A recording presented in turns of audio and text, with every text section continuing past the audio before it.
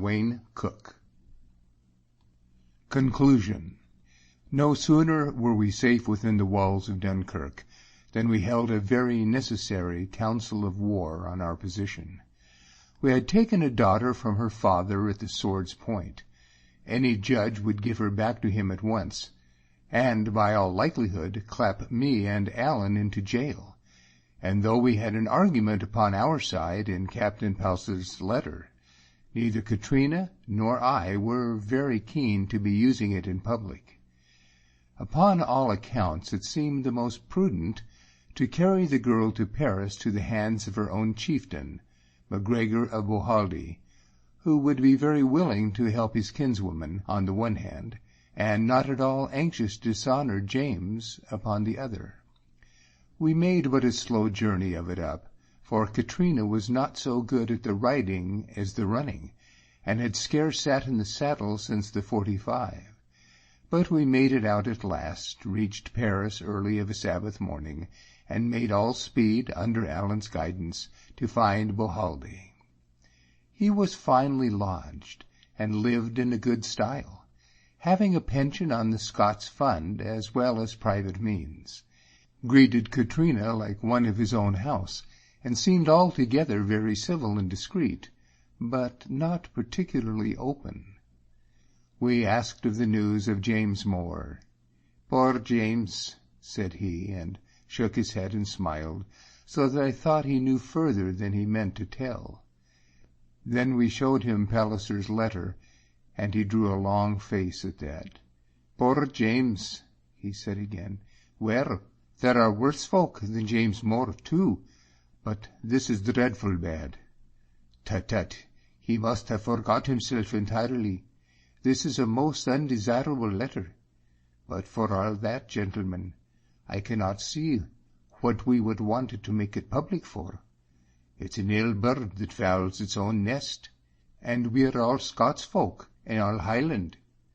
Upon this we all agreed, save perhaps Allen, and still more upon the question of our marriage, which Bohaldie took in his own hands as though there had been no such person as James Mor, and gave Catriona away with very pretty manners and agreeable compliments in French.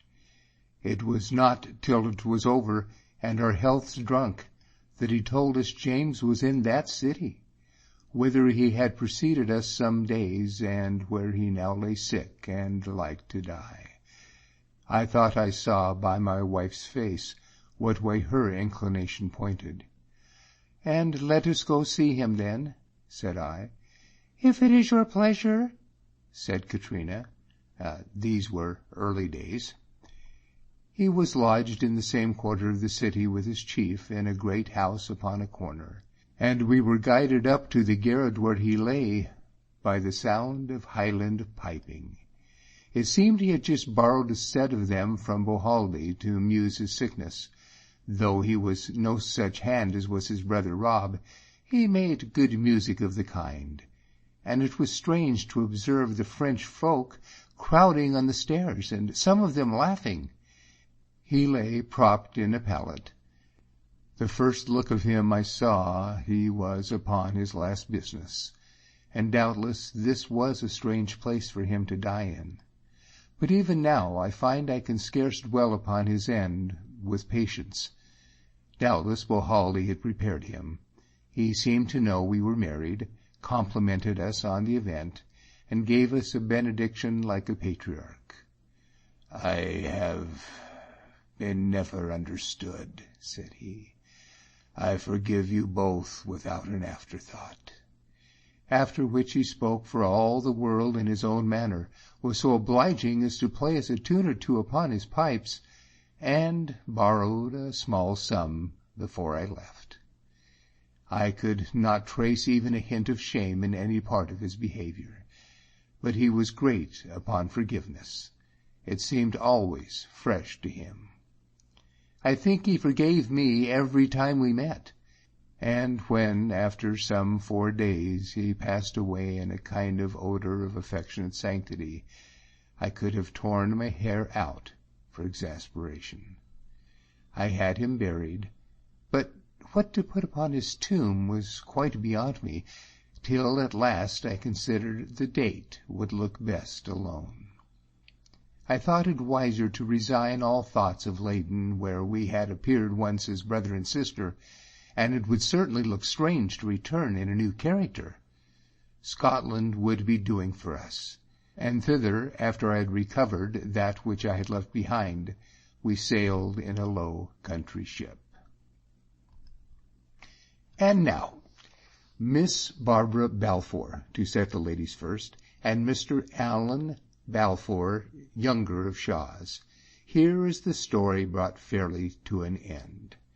A great many of the folk that took part in it you will find, if you think well, that you have seen and spoken with. Alison Hasty in Limekilns was the last that rocked your cradle when you were too small to know of it, and walked abroad with you in a policy when you were bigger. That very fine great lady that is Miss Barbara's name-mamma is no other than the same Miss Grant that made so much a fool of David Balfour in the house of the Lord Advocate. And I wonder whether you remember a little, lean, lively gentleman in a scratch wig and a rap rascal that came to Shaw's very late of a dark night, and whom you were awakened out of your beds and brought down to the dining hall to be presented to, by the name of Mr. Jameson? Or has Allen forgotten what he did at Mr. Jameson's request, a most disloyal act, for which by the letter of the law he might be hanged, no less than drinking the king's health across the water? These were strange doings in a good Whig house. But Mr. Jameson is a man privileged, and might set fire to my corn barn, and the name they know him by now in France is the Chevalier Stewart. As for Davy and Catriona, I shall watch you pretty close in the next days, and see if you are so bold as to be laughing at Papa and Mamma. It is true we were not so wise as we might have been, and made a great deal of sorrow out of nothing, but you will find as you grow up that even the most artful Miss Barbara, and even the valiant Mr. Allen, will be not so very much wiser than their parents. For the life of man upon this world of ours is a funny business. They talk of angels weeping, but I think they must more often be holding their sides as they look on. And there was one thing I determined to do when I began this long story, and that was to tell out everything as it befell. End of conclusion. End of Catriona by Robert Louis Stevenson.